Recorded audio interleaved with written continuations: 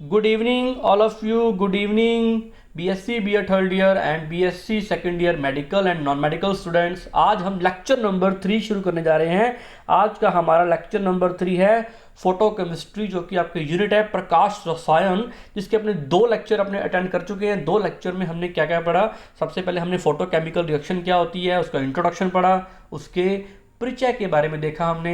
Lecture number second में हमने क्या देखा? लेक्चर नंबर सेकंड में डिफरेंस पढ़े हमने, difference between photochemical reaction and thermochemical reaction. अब आज हमारा न्यू टॉपिक शुरू होने जा रहा है। टॉपिक का नाम क्या है? लॉज ऑफ फोटोकेमिस्ट्री, प्रकाश रसायन के नियम। टोटल कितने नियम है प्रकाश रसायन के? Law of photochemistry total 2 laws हैं, Grotthuss Draper law and second one है स्टार्क आइंस्टीन लॉ या Stark Einstein law. Stark Einstein नियम, ग्रोथस ड्रैपर नियम, 2 नियम है आपके।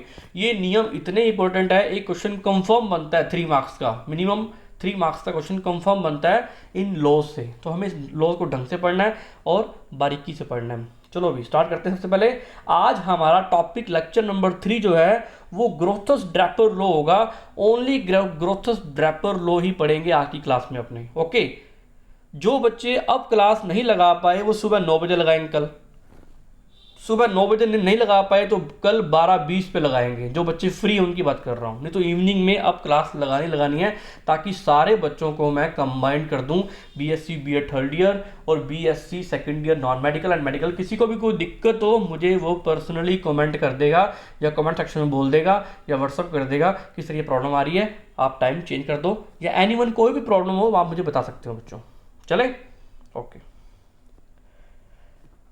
ग्रोथस ड्रैपर लॉ सबसे पहले होता क्या चीज है? इसके पहले हमें ये पता होना चाहिए कि ग्रोथस ड्रैपर लॉ के कितने कितने नाम हैं, कितने कितने नेम हैं। इस ग्रोथस ड्रैपर लॉ को फर्स्ट लॉ ऑफ फोटोकेमिस्ट्री भी बोला जाता है, या प्रिंसिपल ऑफ फोटोकेमिकल रिएक्शन भी बोला जाता है, या प्रकाश रसायन का प्रथम नियम, प्रकाश रासायनिक अभिक्रिया का सिद्धांत भी कहा जाता है। तो इतने नेम है। लॉ ऑफ फोटोकेमिस्ट्री का फर्स्ट नियम जिसको बोलते हैं उसका नाम है ग्रोथस ड्रैपर लॉ। अगर आपसे ये बोला जाए कि प्रकाश रसायन का प्रथम नियम बताए, इसका मतलब वो ग्रोथस ड्रैपर लॉ की बात कर रहा है, ग्रोथस ड्रैपर नियम की बात कर रहा है, प्रकाश रसायन के प्रथम नियम की बात कर रहा है, प्रकाश रासायनिक अभिक्रिया के सिद्धांत की बात कर रहा है, यानी प्रिंसिपल ऑफ फोटोकेमिकल रिएक्शन या फर्स्ट लॉ ऑफ फोटोकेमिस्ट्री या द ग्रोथस ड्रैपर लॉ के बारे में बात कर रहा है। तो ये सारे नाम आपको ध्यान रखना है, ये इसके नेम्स हैं जो आपको याद होने चाहिए इस लॉ के। ओके बच्चों, अब होता क्या चीज़ है ये लॉ मैं तुम्हें अभी समझाऊंगा। उससे पहले अपने एक डेफिनेशन पढ़ते हैं इसके बारे में। बच्चों सेकंड लॉ जो है वो स्टोक आइंस्टीन लॉ है, जो अपने कल पढ़ेंगे, याद नहीं पढ़ेंगे अपने। चलते हैं आगे। अब आती है बात कि when light falls on a body, A part of it is reflected, A part of it is transmitted and A rest of it is absorbed. ये कहते हैं कोई भी बॉडी है, कोई भी सिस्टम है, उसके ऊपर जब अपने लाइट इंसिडेंट करते हैं तो कुछ लाइट तो क्या हो जाती है? रिफ्लेक्ट हो जाती है, कुछ लाइट ट्रांसमिटेड हो जाती है और कुछ लाइट क्या हो जाती है? एब्जॉर्ब हो जाती है। ये बात कर रहे हैं ग्रोथस ड्रैपर लॉ के बारे में, law of photochemistry, first law of photochemistry, प्रकाश रसायन के प्रथम नियम के बारे में बात कर रहे हैं, यानी ग्रोथस ड्रैपर नियम के बारे में बात कर रहे हैं। ये कहता है कि when light falls on a body, A part of it is reflected, A part of it is transmitted and rest of it is absorb. ये तीनों प्रोसेस होते हैं। इट इज ओनली, सुनते जाना बच्चों बात, it is only the absorbed light which is effective in bringing about a chemical reaction और chemical change. ये कहता कि जो लाइट एब्जॉर्ब की जाती है ना, वही लाइट, एब्जॉर्ब्ड लाइट ही केमिकल चेंज के लिए रिस्पॉन्सिबल होती है, केमिकल रिएक्शन करवाने के लिए रिस्पॉन्सिबल होती है। चलो हिंदी पढ़ते हैं, बात समझ में आई नहीं? अभी करते हैं बात। जब प्रकाश किसी तंत्र पर पड़ता है, कोई भी तंत्र है, रासायनिक तंत्र है, उसका एक भाग तो परावर्तित तो हो जाता है। परावर्तित का मतलब होता है जैसे यहाँ लाइन इंसिडेंट हुई, एक प्रकाश की किरण आपतित हुई और दोबारा वो परावर्तित होगी, यानी रिफ्लेक्ट होगी, है ना। और शेष भाग क्या हो जाता है? उसका एक भाग क्या होता है? ट्रांसमिटेड होता है, यानी संचारित होता है। संचारित का मतलब होता है उसमें से गुजर जाना, ट्रांसमिटेड हो जाना, यानी पारगमित हो जाना। एक भाग क्या होगा उसका? पारगमित हो गया, लौह पारगमित हो गया, और एक भाग जो है वो क्या हो जाता है, एब्जॉर्ब हो जाता है, अवशोषित हो जाता है। जो भाग अवशोषित हुआ है उस अवशोषित भाग, किसका भाग अवशोषित, वो प्रकाश का जो भाग अवशोषित हुआ है वही अवशोषित प्रकाश एक रासायनिक परिवर्तन लाने में प्रभावी होता है। सर ये रासायनिक परिवर्तन का मतलब क्या होता है, मतलब वो रासायनिक रिएक्शन, वो रासायनिक अभिक्रिया होगी अगर वो लाइट को एब्जॉर्ब करेगा। समझ में बच्चों बात। अब मैं बात करता हूं, तो मैं एग्जांपल देता हूं, A प्लस B, ये दो रिएक्टेंट है, दो अभिकारक हैं, इनकी रिएक्शन करवाई अपने, इनकी रिएक्शन लाइट की प्रेजेंस में होगी, लाइट की प्रेजेंस में होगी, विदाउट लाइट ये रिएक्शन नहीं होगी। जैसे मैंने इस पर लाइट डाली है ना, लाइट रेडिएशन डाले मैंने जिसके ऊपर, यूवी लाइट या विजिबल लाइट, तो ये ए बी सी में कन्वर्ट हो गया। तो ग्रोथस ड्रैपर ये बात बोलता है, ग्रोथस ड्रैपर लॉ ये बोलता है, कहता है कि ये जो ए बी जो रिएक्टेंट है, जो अभिकारक है, जिन्होंने आपस में रिएक्शन की है, ये जो सी में कन्वर्ट हुआ है, ये कि लाइट रिएक्शन है। इसका मतलब ये लाइट जब आपने रेडिएशंस पे डाले थे तो कुछ लाइट क्या हो गई थी, ट्रांसमिटेड हो गई थी, कुछ लाइट रेडिएशंस ट्रांसमिट हो गए थे, यानी पारगमित हो गए थे। कुछ लाइट रेडिएशंस, कुछ प्रकाश की विकिरणें परावर्तित यानी रिफ्लेक्टेड हो गई थी, कुछ प्रकाश की विकिरणें, कुछ सम लाइट रेडिएशंस उसने एब्जॉर्ब किए हैं, अवशोषित किए हैं। जो उसने अवशोषित किए हैं ना, उसके कारण ही क्या हुआ है, वही रिस्पॉन्सिबल है इस केमिकल चेंज के लिए, ओके। तो रासायनिक परिवर्तन तभी आएगा जब वो जितनी लाइट को एब्जॉर्ब करेगा, जिस लाइट को एब्जॉर्ब करेगा वही रिस्पॉन्सिबल होगा उस केमिकल चेंज के लिए, वो रासायनिक परिवर्तन के लिए। यही ग्रोथस ड्रैपर लॉ है। बच्चों एक बात मैं और बताता हूं, मैं एक मिनट रुको, बताता हूं बात। एक मान लो ये एक मॉलिक्यूल है, इसने किसी लाइट की इंटेंसिटी की लाइट को एब्जॉर्ब किया, है ना, इसने किसी भी इंटेंसिटी वाली लाइट को एब्जॉर्ब किया। एब्जॉर्ब करने के बाद ये श्योर नहीं है कि वो प्रोडक्ट में चेंज हो गया होगा। ये ए रिएक्टेड है और जरूरी नहीं है कि वो बी प्रोडक्ट में चेंज हो गई होगा, कोई श्योरिटी नहीं है। ए से बी प्रोडक्ट बनेगा पक्का नहीं है, हाँ उसमें चेंज आएंगे लेकिन वो केमिकल चेंज नहीं होगा, रासायनिक परिवर्तन नहीं होगा। इसका मतलब वो कौन सी प्रोसेस हो रही है, मान लो इसने लाइट को एब्जॉर्ब किया और लाइट को एब्जॉर्ब करने के बाद इसने क्या कर दिया, ट्रांसमिटेड कर दिया या रिफ्लेक्ट कर दिया, लेकिन केमिकल चेंज नहीं हुआ। एब्जॉर्ब कर लिया फिर भी केमिकल चेंज नहीं हुआ। इसका मतलब उसमें फोटो फिजिकल प्रोसेस हो रही है, उसमें केमिकल चेंज नहीं हो रहा, उसमें प्रकाश भौतिक अभिक्रिया हो रही है, उसमें प्रकाश रासायनिक अभिक्रिया नहीं हो रही है। प्रकाश रासायनिक अभिक्रिया जब भी होगी ना, इसका मतलब लाइट का एब्जॉर्प्शन हुआ है। अगर प्रकाश रासायनिक अभिक्रिया नहीं हो रही है, इसका मतलब लाइट का एब्जॉर्प्शन नहीं हो रहा। फोटो केमिकल प्रोसेस तभी होगी जब लाइट का एब्जॉर्प्शन होगा, लाइट का, प्रकाश का अवशोषण होगा। ये पक्का है ना। लेकिन ये बात पक्की नहीं है कि तुम ये बात बोल दो कि सर लाइट का एब्जॉर्प्शन होगा तो श्योरली केमिकल चेंज होगा, ये बात पक्की नहीं है। लेकिन इन दिस फोटोकेमिकल रिएक्शन हमेशा लाइट के एब्जॉर्प्शन से ही केमिकल चेंज होता है, और chemical change due to presence of light radiations of absorption यानी अवशोषण के द्वारा। चलते हैं आगे। देखो बच्चों, ग्रोथस और ड्रैपर दो साइंटिस्ट थे, है ना। 1817 में 1817 में कौन आया, ग्रोथस आया, इसका नाम है ग्रोथस। ये इसकी फोटो है, ये है ग्रोथस नाम का साइंटिस्ट। एक ड्रैपर आया, ड्रैपर ये वाला, ये आया 1843 या 1841 भी बोल देते हैं। 1843 में इसने अपनी बात बताई, इसने अपनी बात 1817 में बताई। 1817 में ग्रोथस ने क्या बताया, ग्रोथस ने सिर्फ थियोरेटिकली बताया कि कोई भी फोटोकेमिकल रिएक्शन जो होती है उसमें जो रिएक्टेंट होते हैं, जो अभिकारक होते हैं, वो लाइट को एब्जॉर्ब करते हैं, एब्जॉर्ब करते ही केमिकल चेंज आता है या रासायनिक परिवर्तन आता है। सिर्फ और सिर्फ थियोरेटिकल बताया इसने, थियोरेटिकली, ओनली थियोरेटिकली बताया। किसने, थियोरेटिकली बताया किसने, सैद्धांतिक रूप से ड्रैपर ने सिर्फ सिद्धांत दिया 1817 के अंदर, लेकिन ड्रैपर ने उसको मॉडिफाई करके, उसको प्रैक्टिकली एक्सपेरिमेंट करके, इस लॉ को, इस बात को प्रूव किया, इस बात को मॉडिफाई किया, संशोधित किया और समझाया। और तो ये बात सबसे पहले बताई ग्रोथस ने, फिर ड्रैपर ने। इस ग्रोथस और ड्रैपर्स को मिल करके एक लॉ बनाया गया जिसका नाम रखा गया ग्रोथस Draper law.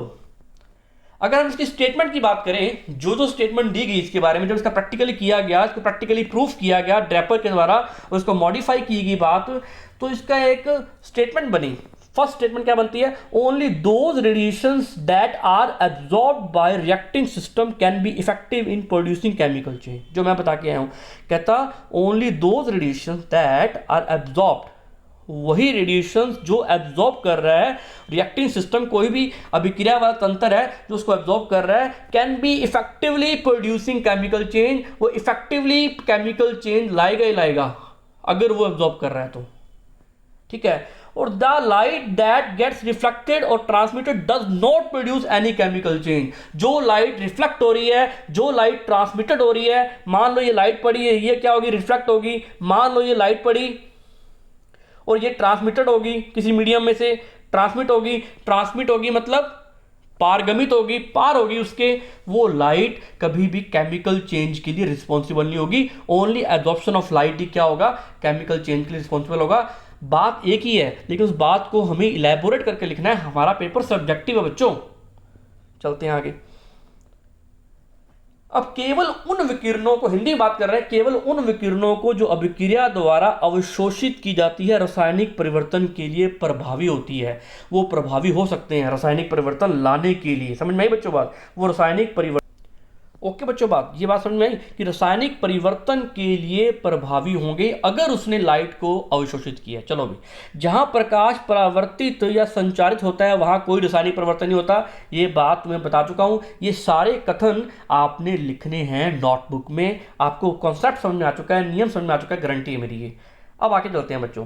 When the conditions are not favourable for the molecule to react, molecule जब किसी रिएक्शन में रिएक्ट कर रहा है, अगर कंडीशन फेवरेबल नहीं है, not favourable, the light energy remains unused, जो लाइट एनर्जी आई है उसका कोई यूज नहीं हुआ।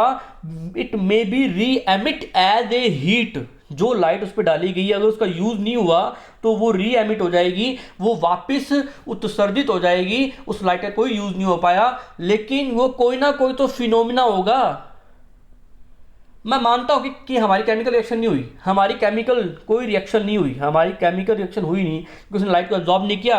बिना लाइट को एब्जॉर्ब किए उसने री एमिट कर दिया, उत्सर्जित कर दिया, वापस लौटा दिया, कोई केमिकल चेंज नहीं हुआ। परंतु कोई ना कोई फिनोमिना तो होगा, जो हमने फोटोफिजिकल में पढ़ा था, फोटोफिजिकल केमिकल रिएक्शन में पढ़ा था, जो लेक्चर नंबर 1 में किया था, फोटोफिजिकल फिनोमिना, यानी भौतिक, यानी प्रकाश भौतिक अभिक्रिया में जो हमने पढ़ा था, वो फिनोमिना भी आगे काम आएंगे, जैसे फॉस्फोरेसेंस, जैसे फ्लोरोसेंस, ताप दीप्ति, स्फुर दीप्ति, प्रतिदीप्ति। ये वाले जो कंसेप्ट हैं, ये फोटोफिजिकल प्रोसेस हैं, ये भी एग्जाम में आते हैं। ये भी मैं करवाऊंगा, लेकिन बाद में करवाऊंगा।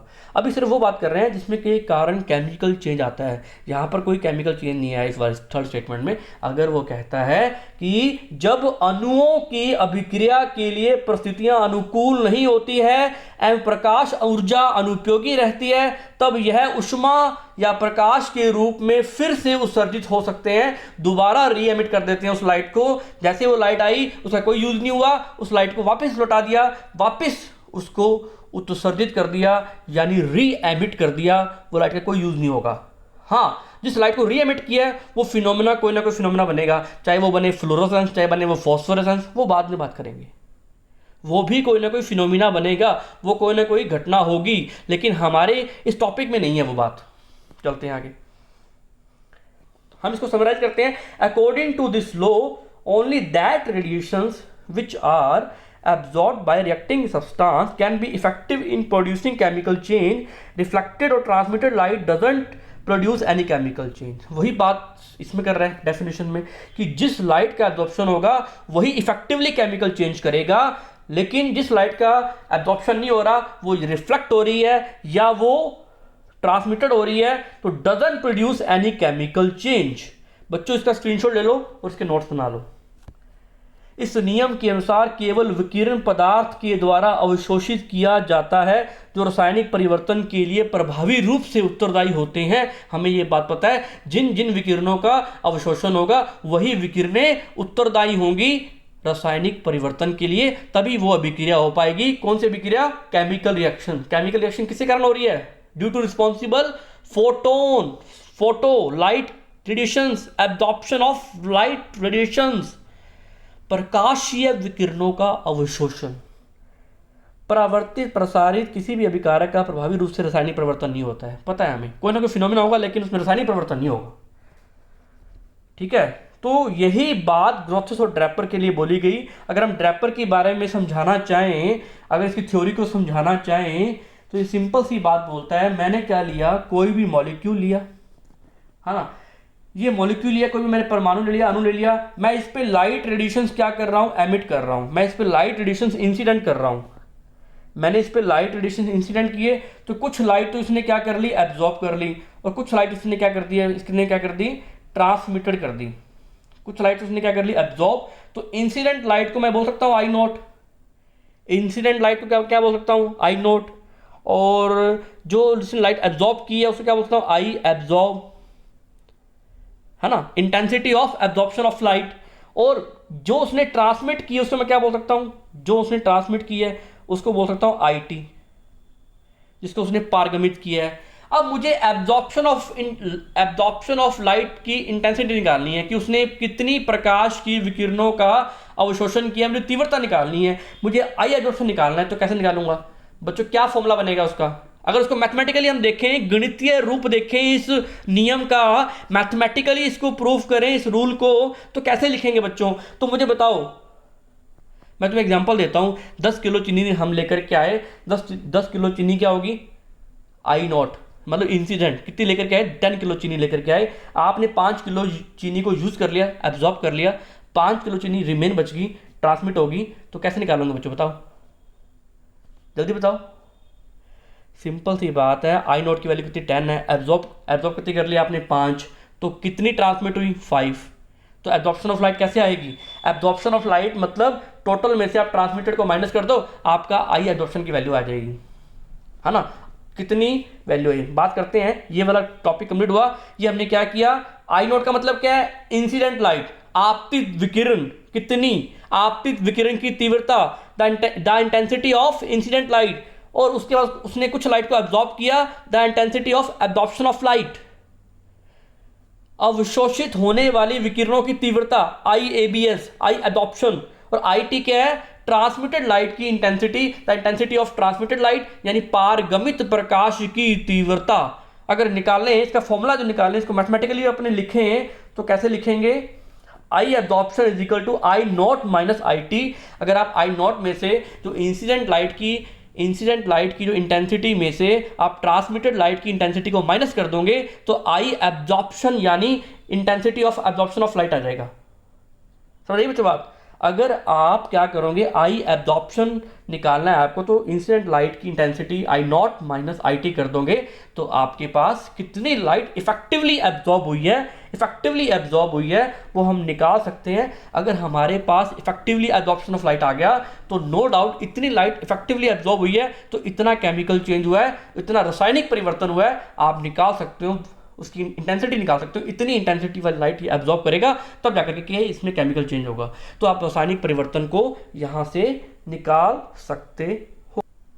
तो बच्चों बात कंप्लीट हुई। आगे अगर हम देखें कि आई एब्जॉर्प्शन का मतलब क्या है, आई एब्जॉर्प्शन का मतलब यहां पर है intensity of absorb light by reacting system. Intensity of absorb light by reacting system, अभिक्रिया तंत्र द्वारा प्रकाश को अवशोषित करने की तीव्रता कि अभिक्रिया तंत्र जो रिएक्शन जो सिस्टम है वो कितनी इंटेंसिटी वाली लाइट को एब्जॉर्ब कर रहा है, कितनी तीव्रता वाली प्रकाश को, कितनी प्रकाश की तीव्रता वाली विकिरण को अवशोषित कर रहा है, उसकी तीव्रता को बोलेंगे आई एब्जॉर्प्शन। आई नॉट की बात करें तो आई नॉट का मतलब क्या है, intensity of light of medium, यानी माध्यम के प्रकाश की तीव्रता, वो कितनी लाइट वहां से आ रही है जो इंसिडेंट हो रही है, जो आपतित हो रही है, ये वाली लाइट, इंसिडेंट होने वाली लाइट। उसके बाद एब्जॉर्प्शन ऑफ लाइट, है ना, ये एब्जॉर्प्शन ऑफ लाइट हो गया। उसके बाद ट्रांसमिटेड ऑफ लाइट। अगर मैं दोबारा इसको ड्रॉ करूं तो कैसे बनेगा, अगर आपने देखें सबसे पहले आ रही लाइट इंसिडेंट होगी, उसके बाद ये लाइट क्या होगी, एब्जॉर्ब होगी, जो मैंने ब्लू कलर में शो किया है। उसके बाद बच्चों ग्रीन कलर में ये लाइट ट्रांसमिटेड होगी। ये बीच वाला जो ब्लू पोर्शन है इसमें क्या हो रही है, रिएक्शन हो रही है, एब्जॉर्प्शन हो रहा है, केमिकल चेंज आ रहा है। तो केमिकल चेंज ओनली उसमें आएगा जहां एब्जॉर्प्शन ऑफ लाइट होगा, है ना, प्रकाश का अवशोषण होगा, वहीं पर ही रासायनिक परिवर्तन आएगा। ये हमने समझाने की कोशिश की है। अगर आईटी की बात करें तो इंटेंसिटी ऑफ लाइट ट्रांसमिटेड, यानी संचारित प्रकाश की तीव्रता।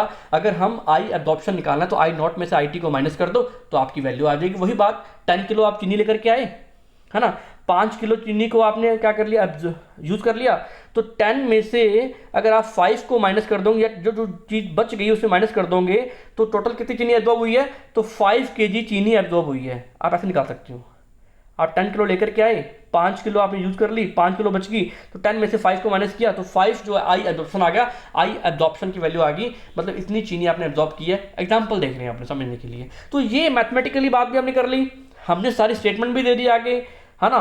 तो ग्रोथस-ड्रैपर लॉ के बारे में हम सारी बातें कर चुके हैं, मैथमेटिकली भी देख चुके हैं, इसके सारे स्टेटमेंट भी देख चुके हैं, इसकी कथन भी देख चुके हैं। तो ये यूनिट, ये वाला जो टॉपिक है ग्रोथस-ड्रैपर लॉ, कंप्लीट हो गया, है ना।